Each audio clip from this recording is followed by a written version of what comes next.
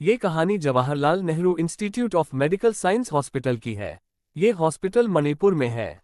इस हॉस्पिटल में बहुत सी अफवाहें सुनने में आ रही थीं। इन अफवाहों के अनुसार ये जगह भूतिया है। कहा जाता है कि हॉस्पिटल के वॉशरूम और कॉरिडोर में रात के समय जाना सही नहीं है। गीता नाम की एक नर्स हाल ही में हॉस्पिटल में ज्वाइन की थी। वह रात को हॉस्पिटल में एक ही मरीज की देखभाल कर रही थी। तभी अचानक कॉरिडोर से किसी की रोने की आवाज आई। उसने सोचा, इतनी रात को कौन रो रहा है। वह जल्दी से कॉरिडोर में जाकर देखा। रोने की आवाज तो आ रही थी, पर वहां कोई दिखाई नहीं दे रहा था। उसे ये सब अजीब लग रहा था। वह जहां से रोने की आवाज आ रही थी उस ओर गई, पर वहां भी कोई नहीं था।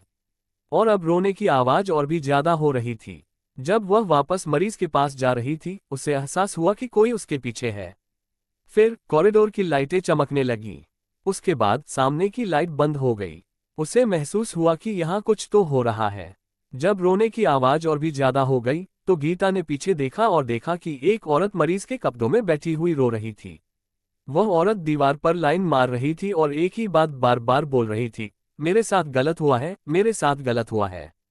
ये सब सुनकर गीता डर के मारे बर्फ की तरह जम गई। वह वहां से हिल भी नहीं पा रही थी। बस एक ही चीज उसके दिमाग में चल रही थी कि यह क्या हो रहा है। ये औरत कौन है और यहाँ पर बैठी रो रही है।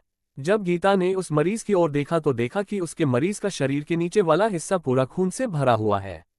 वह औरत अचानक से खड़ी होकर गीता की ओर देखने लगी तो गीता के होश उड़ गए।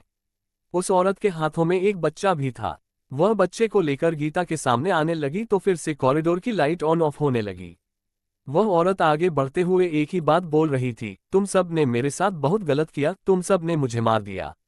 उस औरत के अंदर बहुत सारा गुस्सा था। गीता वहां से हिल भी नहीं पा रही थी। डर के मारे गीता वहां से भाग गई और दूसरे फ्लोर के वॉशरूम में जाकर छुप गई। उसने अपने फोन से मदद के लिए किसी को बुलाने का सोचा और जब उसने अपने पॉकेट में हाथ डाला तो वहां पर कोई फोन ही नहीं था।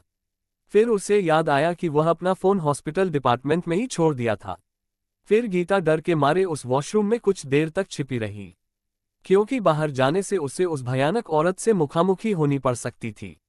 तभी अचानक उस वॉशरूम का दरवाजा खटखटाने लगा। उस आवाज को सुनकर गीता की नजर वॉशरूम में लगे शीशे की ओर गई। फिर गीता ने शीशे की ओर देखा तो उसमें वही खून से लथपथ औरत गीता के पीछे खड़ी थी। उसने फिर से पीछे देखा तो वहां कोई नहीं था। गीता को लगा कि यह कोई वहम है। उसे वहां से जल्दी से दूसरे मंजिल पर जाना चाहिए। और दूसरे मंजिल पर जाने का रास्ता उसी कॉरिडोर से था जहां वह भयानक औरत खड़ी थी। उसके पास कोई और रास्ता भी नहीं था। उसने सोचा कि वह वहां से भागकर दूसरे मंजिल पर जाएगी और उसने तुरंत दौड़ लगाई। फिर कॉरिडोर में किसी चीज से उसका पैर टकराया और वह नीचे गिर गई। जब उसने देखा कि उसने किससे टकराया तो उसका शरीर ठंडा पड़ गया। जब उसने नीचे देखा तो वह भयानक औरत नीचे पड़ी हुई थी और गीता डर से बेहोश हो गई। जब अगले दिन वह होश में आई तब उसने देखा कि वह उसी हॉस्पिटल में मरीज के रूप में पड़ी थी। वहां कुछ नर्स उसके साथ बैठी थीं। उसने हालतें नर्सों को सुनाई लेकिन उन्हें उस पर विश्वास नहीं हुआ। उन्होंने कहा कि वह अपने काम की वजह से अपनी सेहत का ध्यान नहीं रखती। अगले दिन जब गीता अकेली थी तो एक बूढ़ी नर्स आई और उसने कहा कि वह गीता की बातों पर विश्वास करती है। वही हॉस्पिटल में अनीता नाम की औरत, जो गीता को दिखाई दी थी, 20 साल पहले गर्भवती होने के कारण मर गई थी।